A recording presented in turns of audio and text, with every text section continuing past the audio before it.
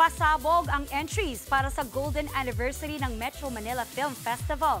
Isa na riyan ang MMFF comeback ni Bossing Vic Soto para sa kanyang legacy project kasama si Papa P. O. Piolo Pascual. Nagbabalik si MJ Marfori. The title, The Kingdom. Ang mga production house, kabilang ang MQuest Ventures, APT Entertainment, na humakot sa takilya last year, magsasanib puwersa sa 50th anniversary ng Metro Manila Film Festival.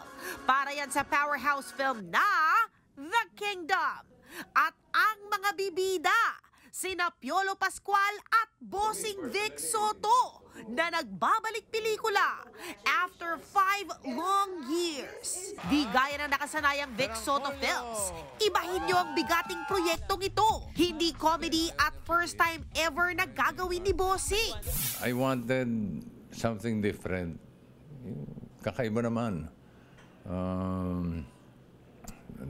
Tapos na ako doon sa mga enteng kabisote. Nung i-present sa akin itong project na to, ay super challenging.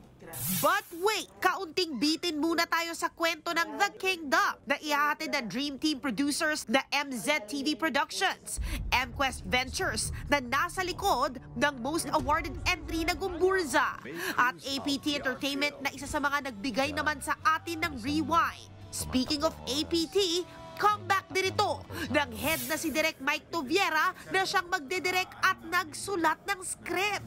It's going to be epic, it's going to be very dramatic. Feeling naman namin na akmang-akma siya dun sa panahon, dun sa okasyon. Isa raw ito sa pinaka-ambitious at malaking proyekto in Philippine cinema na siguradong kapupulutan ng aral. It's all about our ambition, right? How big we want it to be, how beautiful we want it to be, how meaningful we want it to be. Kasi mahirap yung plot ng storya. It's a current setting of a monarchy in the Philippines that has never been colonized. So we're going to create a world. We're going to build a world. For me, personally, gusto ko it will serve some sort of parang eye-opener for all the Filipinos.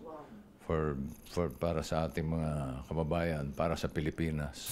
Bukod sa The Kingdom, pasok din bilang official MMFF entry this year ang Strange Frequencies Haunted Hospital ni na Enrique Hill at Jane De Leon. Himala, isang musical directed by 2023 MMFF Best Director Pepe Diokno, and the breadwinner is The Vice Ganda, at Green Bones directed by Zig Dulay. Sa September, nakatakda nang i-announce ang iba pang pelikulang kukumpleto sa MMFF.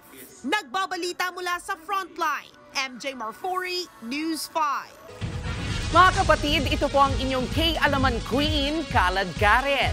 Always remember na ang K-Alaman ay K-Yamanan. Kaya para sa latest showbiz news at dagdag impormasyon, mag-follow at mag-subscribe sa social media pages ng News 5. Okay?